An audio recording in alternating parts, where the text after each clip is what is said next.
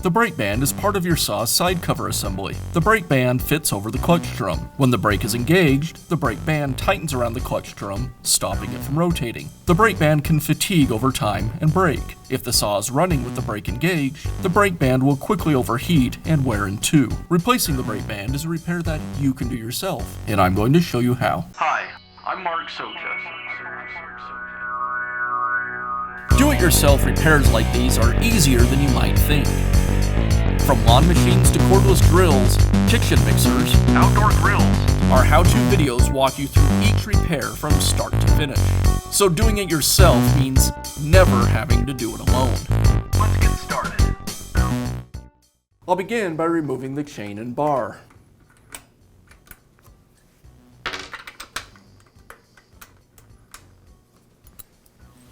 Before I remove the side cover, I'll make sure that the brake is unlocked.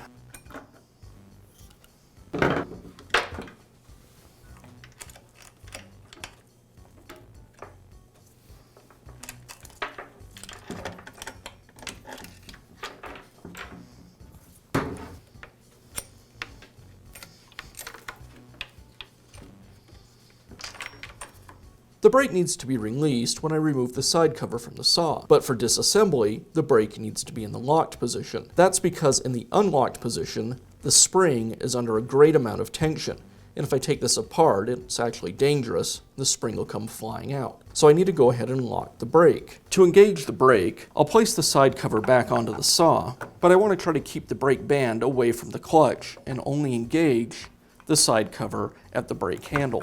I'll go ahead and engage the brake, and then pull the cover away from the saw. Next, I'll remove the spring cover. It's secured with 4 screws. And even though the brake is engaged, the spring is still under quite a bit of tension. So I'll be sure to hold the cover down as I remove the screws.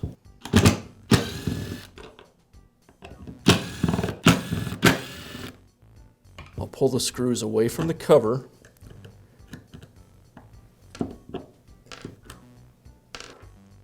And now for additional safety, and so I don't lose the spring, I'm going to place a rag over this assembly as I remove the spring cover. The spring is still in place, so again I'll cover it with the rag and pry it away from the cover with the screwdriver.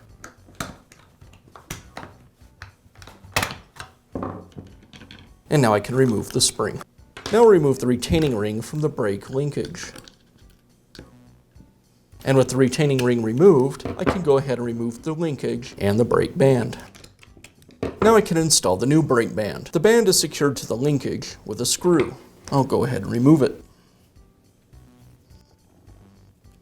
I'll slide the band away from the linkage and install the new one. And secure it with the screw.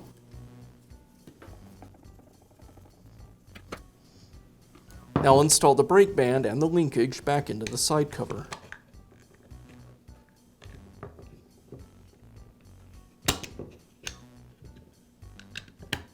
And reinstall the retaining ring.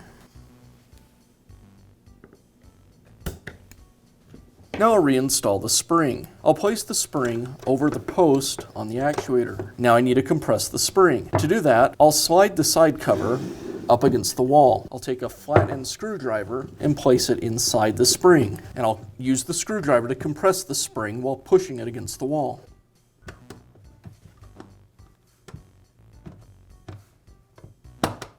Once the spring slips into the side cover, I'll hold the spring down as I carefully remove the screwdriver. And I'll make sure I have the spring pressed tightly into the side cover. And I'll reinstall the spring cover.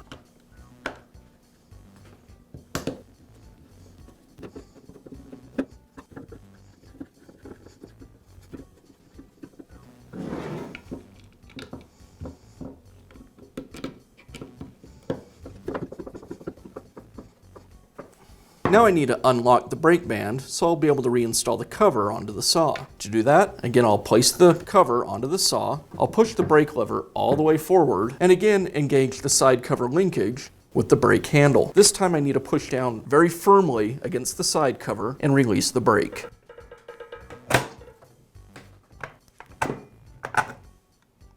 And the brake is released. Now I'll reinstall the bar and chain. I'll place the bar over the bar studs. Now loop the chain over the clutch and align it into the groove on the bar. I'll pull the chain tight, aligning the chain with the groove on the bottom of the bar,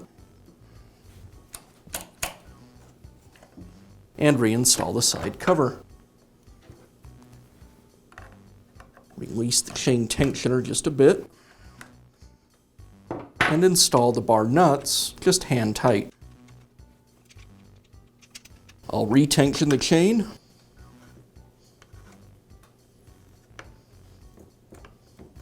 and tighten the bar nuts.